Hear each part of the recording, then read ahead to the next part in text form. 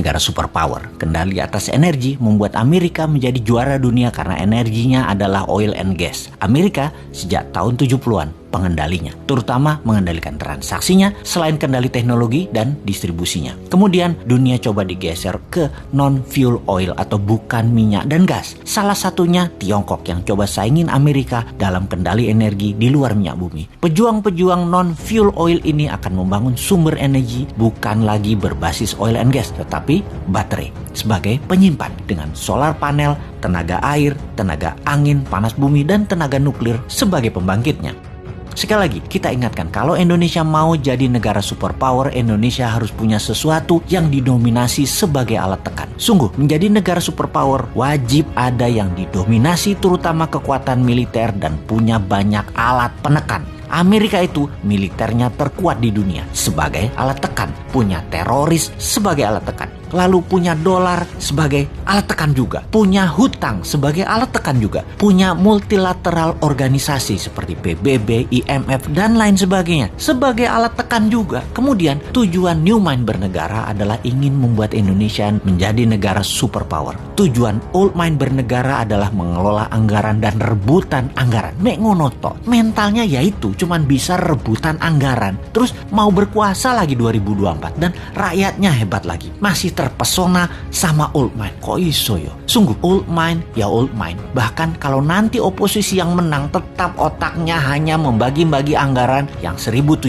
triliun APBN doang. Itu aja yang direbutkan dan fulus itu dibagi-bagi geng Senayan dan geng pejabat kroni mereka nanti. Sekedar mengingat 1.700 triliun setahun anggaran negara atau senilai 130 billion dolar itu sama dengan 500 perusahaan yang ada di Forbes, alias ada 500 perusahaan di dunia ini yang omset per tahunnya atau nilainya lebih dari 130 billion dolar. GE misalnya, omsetnya 250 billion dolar, lebih besar dari APBN Indonesia, dan untuk mengelolanya hanya perlu seorang CEO, bukan presiden. Bahkan tidak harus membelah dua negara, bukan harus membelah kampret, cebong, kadal gurun. Membelah dua bangsa Indonesia itu tidak saling tuduh antar ras, yang satu berbungkus agama, yang satu berbungkus materi jadi takut miskin. Alphabet misalnya, perusahaannya Google, nilainya kalau valuasinya saat ini adalah 600 billion dolar. Tesla itu 300 billion dolar. Apple 1.000 billion dolar atau 8 kali APBN Indonesia. Semuanya jauh di atas APBN Indonesia yang diperebutkan setiap 5 tahunan oleh para politisi yang niatnya katanya untuk rakyat padahal tidak. Makanya kalau Old Mind masih mau jadi pemimpin, paling pol yaitu eker-ekeran APBN. Beda kalau New Mind yang jadi, asli beda. Nggak rebutan APBN, pada rebutan punya proyek bisnis pribadi dan korporasi yang berjalan baik karena mereka nanti bisa dapat pinjaman 5 kali lipat dari nilai aset yang bunganya 0%. Jadi APBN yang dalam setahun nilainya 130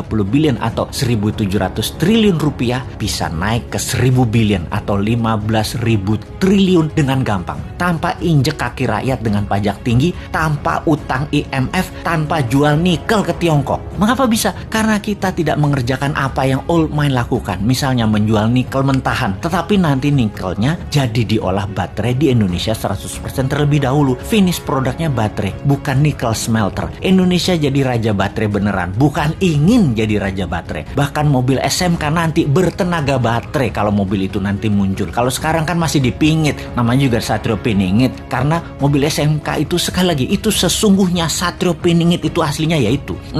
Tapi maaf nih ya, kita ada ketakutannya. Apa yang kita takutkan nih kaum New Mind? Yang New Mind takutkan dalam 3 tahun lagi cadangan nikelnya habis dihajar Tiongkok dan kita nggak ada sisa apa-apa. Jadi deh Tiongkok punya cadangan nikel processes untuk 20 tahun ke depan dan jadi raja baterai dunia.